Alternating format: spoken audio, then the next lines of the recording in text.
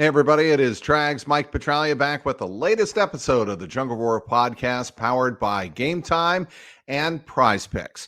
Back with me on this episode of the Jungle Roar pod as training camp winds down and we're finally getting to the point of camp cutdowns and looking forward to the regular season opener September 8th against the New England Patriots is James Rapien of BengalsTalk.com. Of course, you can listen to him and watch him daily on LockedOn Bengals. And he has a great show with Andrew Fox Miller, and it is Enter the Jungle. James, how you doing? I'm good, Trags. How are you, my man? I am looking forward to the end of training camp and the preseason. I don't know about you, but I really want the regular season to get here. But before it gets here, James, we have to talk about Joe Burrow, his right hand, the hand that was clenching a lot, and he was flexing it a lot in Monday's practice. I'm not a doctor. I'm the first one to admit that right here on this very podcast on the Jungle Roar pod. But I want to get your impressions of what you saw Monday as it relates to his entire body of work from in what we've seen this training camp. Yeah, the past week has just been a little weird. And weird doesn't mean injured or hurt. Right. It means that Burrow isn't 100% back to the Burrow that we're used to. And I think back to, and by the way, that doesn't even mean physically, because I still think he's physically capable of making all the throws. But it's similar to in 2021. He's coming back from the ACL. And it's still COVID protocol, so we're still really far away. But he would have a good practice, and then you'd have a couple bad practices, and then a really bad practice, and then two good ones, and then a bad one, and then an okay one. And there was ups and downs and inconsistencies. For most of camp, Burrow had been as consistent as anyone on the field. I mean, he had been awesome, I thought, and really consistent, accurate, all of those things. In the past week, it's just gotten harder. The struggles have been there. And maybe that's because Dax Hill is awesome at cornerback and has gotten comfortable. Maybe that's because this pass rush has found its way. Part of it is certainly not having Jamar Chase. On Monday, he didn't have Jamar or T when they didn't score a touchdown during team drills. So I think it's a mixture of things. And one of those things is him feeling out the wrist and continuing to work through it. So is he physically 100%? Probably. But he's still figuring out, as he comes back from a very serious injury, how he's going to play, and not just play at a high level, but play at the Joe Burrow level, which is among the best in the league. Look, we live in the immediate social media information age. We all know that. We accept that. And when we see the black glove go on Burrow's hand, everybody loses their mind on Monday. Now, Ben Baby, I thought, did a really good job of explaining what that glove was for. It was to create extra sweat on the hand when the hand is particularly dry. So when the glove comes off and you're actually taking live reps under center or in shotgun, you can get a grip on the ball and throw the ball. Yeah, I think that's fine. I also think he's still working through wrist stuff, regardless of the glove. Like, if the glove thing is what threw up more red flags, right? But right. It's clearly, just go ahead. Like, the thing that concerns me more is the fact that there was like one downfield throw during team drills. Right. It was check down Charlie on Monday. And that might not just be Burrow, to be clear. That might be a couple of things. No Chase, no Higgins. I don't consider Andre Yosevich a super deep downfield threat. It's what they drafted Jermaine Burton for, and he's treading water right now, trying to make sure that he catches up, I think, and gets up to speed to play with Joe Burrow and get in with the first team offense. Right. No one's going to mistake Trenton Irwin for a burner. Charlie Jones just coming back from a leg injury that looked way more serious than it is. Like, it's real easy to just paint it out to be, there weren't many downfield options available. I still wonder, though, because the Joe Burrow that we know would still take a shot here and there, and we didn't see it on Monday. Hopefully we see it in the joint practice on Tuesday. Yeah, and that was kind of leads into my next question is, do you think we've seen enough of Joe Burrow in preseason, whether it's joint practices or the one series he played in the preseason opener against Tampa Bay, to be comfortable with where he's going to be heading in to the opener on September 8th? Yeah, I do. I think, like I said, he's still among the most consistent, even with this past week, the most consistent players of camp. And when you add all of these other factors in, how much easier is it going to feel when Jamar and T are out there all the time? Right. And Right. and so I'm confident in Joe. And it's more about honestly making sure he isn't pushing through something if there is something. That would be my concern, because I know I'm stubborn and I would want to do that. Right. And still want to do that, even after all the Well, stuff that he he's went through said, last year. James, not to Yeah. cut you off, but he has said that that's the one thing he's learned about his body in his Yeah. first 4 years of his NFL career. And that Mhm. is, if I need to take a break, I need to take a break and back off so I'm there for the long term. And I think he's done an excellent job of that based on what I've seen. Now, when people ask me, how has Burrow looked to you? When the average fan runs up to me and says, Trags, what do you think of Burrow so far this camp? I'm like, he's made all the throws, Mhm. maybe up until yesterday, but he's made all the throws that I need to see him make. And the one thing that does stand out to me is the throw he made to T. Higgins that was incomplete, that was batted away by the corner. You cannot throw a better deep ball than he threw to T. Higgins in that preseason opener. And that to me is the sign I look for. How does he look in game conditions? We've only seen the one series. Every time I've seen him throw in practice up until this week, he has shown plenty of zip over the middle, plenty of zip, and occasionally the ball outside the numbers. There have been one or two flutterers, if you will, Mhm. but that doesn't concern me because even when the ball flutters, it still got to where it needed to be. So that's where I am on Joe Burrow. I think we have to wait and see how he does, how he comes through this week. And then he's going to have 2 weeks to get ready for the opener against New England. Yep. Yep. That's it. That's exactly what it is get him ready to go. And it doesn't matter as long as he's ready to go week one. And so however you get him there, the good news is Joe Burrow has taken way more reps this training camp than he's taken in any training camp. Uh, He's taken more preseason snaps than any preseason. And I know it was one drive, fine, but still, it's the most he's had. And with the joint practices, this dwarfs what they did in 2020 when he did have a healthy training camp, but way more reps and way more action. So he should be ready to go. He is James Rapien at BengalsTalk.com and the Locked On Bengals podcast. Two pieces of the offense that have impressed me in camp are two running backs, Zach Moss and Chase Brown. I've really liked what I've seen from them. Monday, we saw a lot of them because Joe Burrow was checking down quite a bit. The burst I see from those two, no disrespect, I'm not kicking the guy out the door. It's different than what we saw from Joe Mixon the last, let's say, 2 or 3 years. Yeah, I think it's just such a better fit. Fit matters so much, Yep. Trags. It just does. Yep. Because Joe's more talented. Honestly, Joe Mixon was such a fun evaluation. And from a like coming into the draft. And from a football standpoint, I thought he was going to be a superstar. And the downside is, and the big what if I think for Joe, and I know you didn't ask me this, but it is. Yeah. What if he had been drafted in 2020? What if he comes in with Joe Burrow and doesn't have to play in 2017 with an offensive line that clearly had lost plenty of key pieces and wasn't working. And then 2018 and 2019 on rosters that just weren't that good.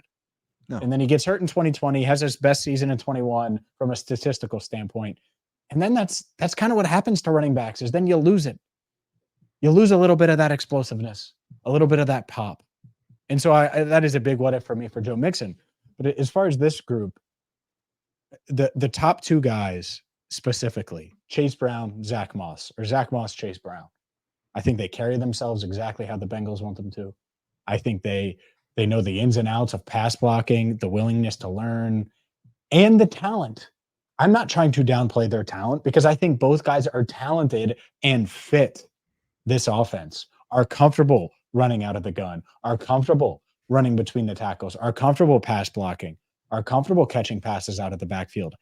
One thing that's really impressed me, we knew Chase Brown was explosive, but clearly he's gotten better as a pass catcher. Yeah, he sure Clearly has. he's been Yep. focused on pass blocking.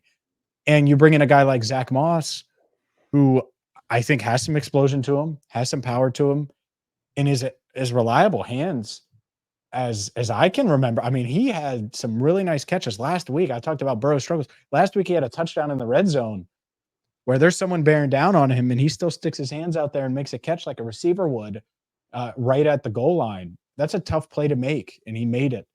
And he made it look easy. So I like those two backs. I wonder about the depth behind them, but I really like what those two guys bring to the table and like their fit a lot.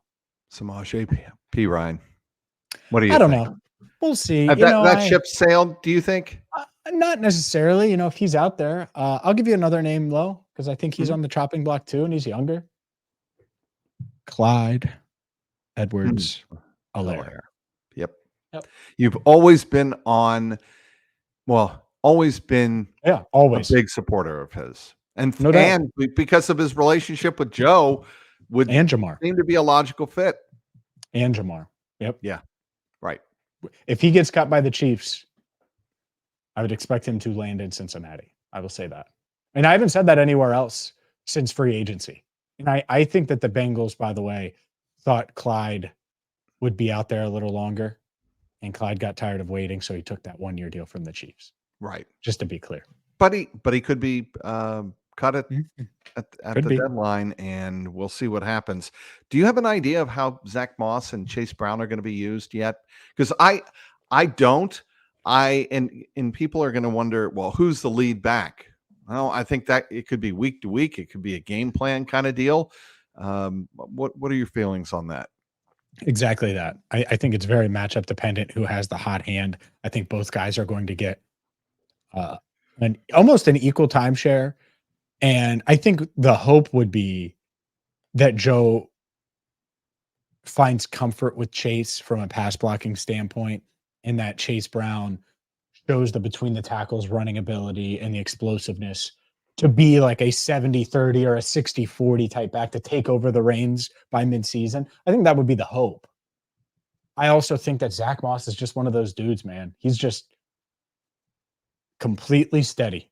He's what they want is steady running back play. You know what you're going to get down in and down out, week in and week out. And Chase is still a young player that's hoping to reach that and then some. And so we'll see. But I think early on, it'll probably be close to a 50-50 split. And what I'm curious about is, do they rotate drives?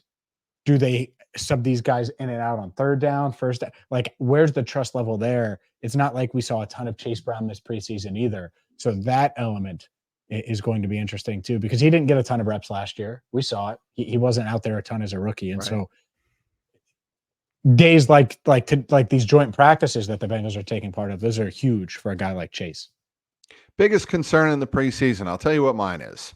The fundamentals and the lack of discipline, the penalties. 11 penalties for 123 yards against the Chicago Bears. That's unacceptable. I don't care who's on the field.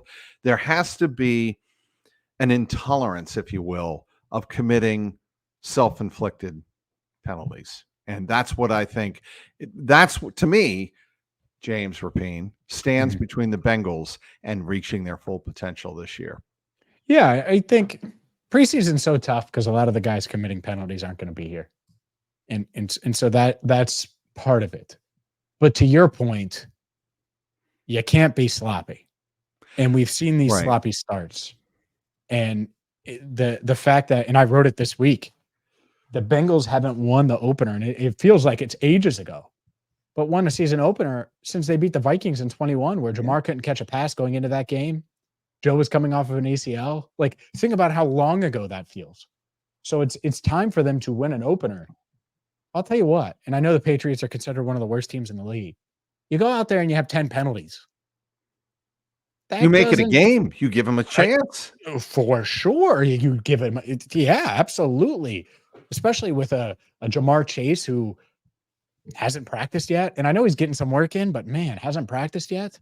19 days before the start of the season. So yeah, I think it's a good point because if there's one thing they can't do, it's get off to a slow start with the schedule that they have. They have winnable games in the month of September. Anything less than 3-1 is unacceptable. You have the Patriots, the Chiefs, the Commanders, and the Panthers. And the Patriots and Commanders are at home. Should be 2 wins. You should beat the Panthers, and then you should go to Kansas City and give the Chiefs everything they can handle. That's the expectation I am setting for the Bengals. 3-1 is the minimum, and you can't have a bunch of penalties if you're going to get the 3-1. Defense has looked really good, James. If there's a takeaway that I've had from this training camp on the positive side is I think this defense has looked very different than what it was last year. And on Monday, Zach Taylor took some time kind of detailing that, saying that it's provided more challenges, many more challenges to the offense.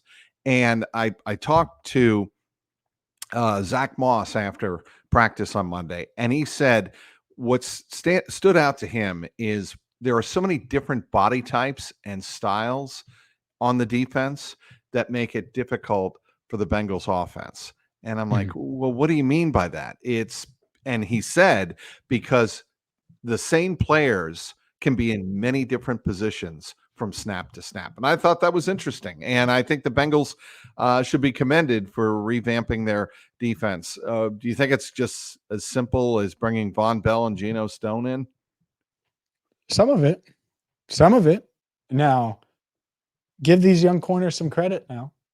Dax Hill handled that better than I would have. He handled that position change better than I would have. He's got, I don't know. I don't know about that, James. I think you and Dax should get along very well. You're both chill. Yeah. You don't get upset. No, I would have been pissed. I would have been. No, because Dax, he ended the year poorly, but he played pretty damn good early in the year. People forget that. And if they hadn't signed the wrong veteran safety, we're probably having a different conversation. And that's where this goes to. And this is why Vaughn is so valuable, right? And is valuable to Jordan Battle and is valuable to Tyson Anderson. Like if I'm Tyson Anderson, another guy I get along with well, I'm just trying to be the next Geno Stone. Late round pick, special teamer, all those, because I think he could be. Like I think he's got some real safety range. Locked to make the roster, by the way. There you go. Because people think that Tyson's on the bubble. No bubble. No, but I agree with that. Those two guys give them such a boost. And for all of the talk, and there was talk. Hell, I remember being in debates in the media room, and I won't name names. After Von Bell was signed and he had his press conference, I said, he's starting.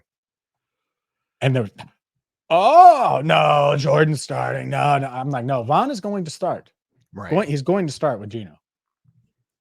Has it even felt like a competition in camp? No, it has not even. It has felt not. Like a competition. I agree with Zero that. chance. Yep.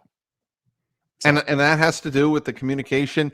It has to do with leadership back there. And yes, and he's playing well, by the way. I do want to say Von's had some nice pass breakups. Like he's been around. Like it's not just like he's the old geezer back there. Like the dude's playing well. No, and they need him to play well because that's what I was about to say. Obviously, his leadership and his communication skills are very, very important. You still have to be able to make plays on the field, and you still have to not embarrass yourself and embarrass the team by getting, just totally toasted on a pass route here and there. That can't happen. So he has always been someone to me that has been a staple of that defense, and I think we're going to see that continue early on. I have high expectations for this defense. I'm curious to see how Logan Wilson and Jermaine Pratt bounce back this year. You? Yeah, I think it's a huge storyline. And the reason why last year was the first year where they had to together as a tandem, maybe since 2020. I guess you could say 2020. But since they've been a good defense, where they've had to do without. And when you extend linebackers, you're paying them because they're unique, because they can give you something that the average starting linebacker can't. And so when you bring back Jermaine Pratt and then you sign Logan Wilson to an extension, you're doing that saying, all right, you might not have DJ Reader forever. You might not have this front that is going to keep you just completely free. And they need to be able to adjust to that this year. Now, I know they were worried about the back end too and the safeties behind them. Now you don't have to worry about that. So I want to see them get downhill, make plays, do all of the things that we know Logan Wilson and Jermaine Pratt can do. Because we don't know about that defensive tackle room. I get it. Yeah. But no excuses now. You're veterans. You got to play at a high level. That's why they paid you. That's why they extended you. And so those are two guys. A lot of people talking about the safeties, the secondary. The Bengals really need the linebackers to be themselves, because I do think they're really good players. Also, the defensive line, I thought it was significant, the game that Chris Jenkins had, going back and watching the film. Yeah, he had the one sack. Mm-hmm. I think this is a case where the more reps he gets, I think the more comfortable he feels. Early on in camp, James, I don't know if you got the same vibe from watching Chris Jenkins. I don't think he felt like comfortable in his role. He was getting manhandled a few times, or many times, by a veteran offensive line. I think he feels a little better now and a little more comfortable. Yeah, I certainly hope so. And I'm bullish on Chris Jenkins. I think he's the guy. You draft him, you know he's made of the right stuff. You know every rookie's going through it. And we're going to look up week 8 and start to see Chris Jenkins making plays. And maybe sooner. But like making plays in the box score, making important stops or whatever the case is. Like I think that's my vision for Chris Jenkins, to be an instant impact type of guy. And that might not mean an elite run defender, by the way. I know he was a really good run defender at Michigan. I think he's got some juice as a pass rusher. We saw it the other day with the spin move. I think when you have athleticism, hard work, or work ethic, the right character, you grind, you got the strength, clearly, the freakazoid. Like, he's got the right personality, right approach. Like, you just bet on those guys. So I do think he's going to figure it out. And I like him to be a big piece of this defensive line this season, because it can't just be BJ Hill and Sheldon Rankins. And I think Chris Jenkins is the one rookie, with McKinley Jackson nicked up as well, not getting the reps. Tough to bank on him right now, but I do think that Chris Jenkins is going to have a solid rookie year. That sounds what you just described in Chris Jenkins Jr. sounds a lot like Myles Murphy last year to me. And I want to get your impression of what you've seen from Myles Murphy this training camp, and if you think he is ready to take a significant jump, which I think the Bengals need him to make this season. Yeah, I think Chris Jenkins is going to contribute a bit more than Myles. Is my expectation for him, just because of the state of the position and who's there and who's not, and just the rotation. But yeah, Myles has to be a main factor. We need to hear, like, if you're listening to the radio broadcast, Dan Horde better be talking about Myles Murphy week 1, right? That's a guy that needs to be in the mix. And part of it is you can only play Hubbard and Hendrickson so much. Right. And with Cam Sample out now, who was the perfect under the radar third defensive end. Like, he really was, because he can do a little bit of everything. He was quiet. And so with Cam out for the year, it's Myles Murphy time. It is. And I think he's got the talent to be a quality run defender. I think he can move inside some, if that's what you want to do on passing downs. I think he's someone that should, from a pass rusher standpoint, have a couple more tools in his bag this year. And he has to deal with Amarius Mims and Trent Brown all camp. Those big bodies leaning on him, and Mims, the dancing bear back there, is heck. Pollock said Brown was a dancing bear, so Mims must be more than a dancing bear, because his athleticism is just insane. So the point is I think Murphy has gotten a lot better just over the past few weeks, and so I'm really excited to see him. They need him to take a big step forward. I think he's ready for it. Trent Brown, the starting right tackle against the Patriots at this point, with Mims coming off injury, no doubt. Yeah, and assuming his back holds up and every other ailment that a veteran like he is, a 10-year veteran, holds up, he's a starting right tackle. I think he does I feel a little something. This is a joint practice against the Bears. Ain't no way in hell I'm going to risk anything. And he's frankly, willing to pull a plug the right Bengals away. will never admit this. they'd rather him do that and have him ready to go for the games. He is someone that, for better or worse, yes, practice means something, Yeah. but this is where I think Zach reads the room with his players incredibly well. He's not going to throw anybody under the bus. It'd be great if you were out there, but if you really don't want to practice and you feel like you're good to go, you better be good to go when you play. And I think Zach Taylor really trusts his players to tell him the truth there. Mhm. I agree with that, and I think you're absolutely right about Trent Brown. That they want him to be ready week to week, and that's it. He has a lengthy injury history. He's the only 10-year veteran on the team. All right, let's get you to week 1, week 2. Let's try to keep you as healthy as we can.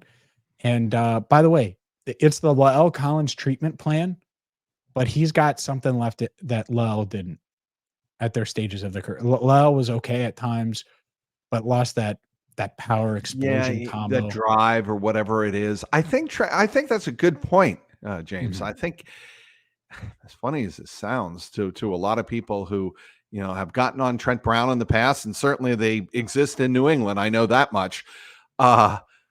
I think he still has a drive to at least want to win, and he knows Cincinnati with Burrow, if Burrow's healthy and all the weapons are available, Bengals have as good a chance as any in the AFC to compete to go to the Super Bowl. For sure, especially if they have an offensive line like this one.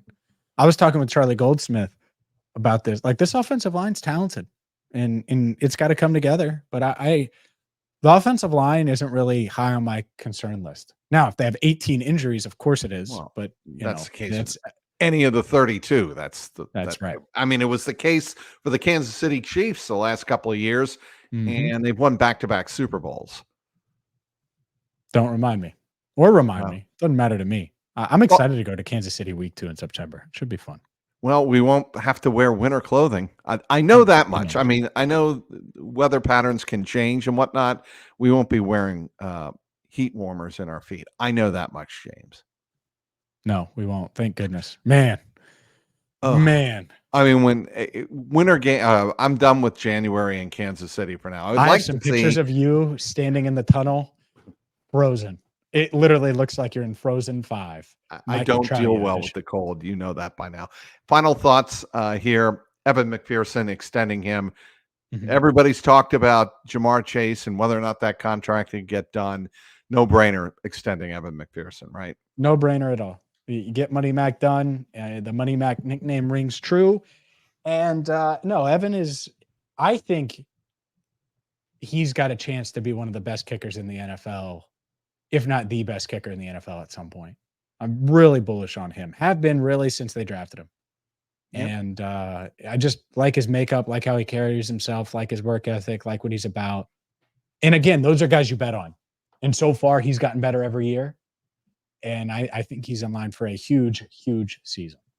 Well, and the reason I bring him up and I asked him about the Super Bowl, I think Evan McPherson deep down wants not to be necessarily regarded as Justin Tucker's most accurate kicker in NFL history, but the most clutch playoff kicker in playoff history. And you got to win Super Bowls to do that, really. I mean, Mhm. let's be fair. But I thought it was interesting on Monday he brought up the names Adam Vinatieri and Harrison Butker. Yeah. Yeah. Those are two clutch names. Obviously, Adam Vinatieri, you have firsthand experience with, and you know how clutch he was. And I think Evan's got some of that gene as well. And it's up to the Bengals to get him in that position. They were close to getting him in that position a few years ago. So we'll see if they can do it again. All right, he is James Rapien, does an amazing job covering the Cincinnati Bengals for BengalsTalk.com, Locked On Bengals, and his show. Uh, go ahead. You see it? It's called Enter the Jungle. It's Oh, right Enter there the on screen. Jungle. There it is. Enter the Jungle. You can catch that on Bally Sports, as a matter of fact, with Andrew Fox Miller. I'm sorry. I promised myself I'd have it written down so I wouldn't forget it. It actually is written down. Enter the Jungle with Andrew Fox Miller. And I couldn't read my own writing. I am going to get it relentlessly from you later today. I know that when I see you, I deserve to get it, So Awesome. I will be prepared, James. James, thanks for joining me. Yeah, of course. Thanks for having me. All right, he's James Rapien. I'm Mike Petralia. There you go. This Jungle Roar podcast has been brought to you by our great partners at the Game Time app and Prize Picks. And thanks to everybody at CLNS who helps make this podcast possible. Until next week, you know the line, James. Keep that jungle roaring.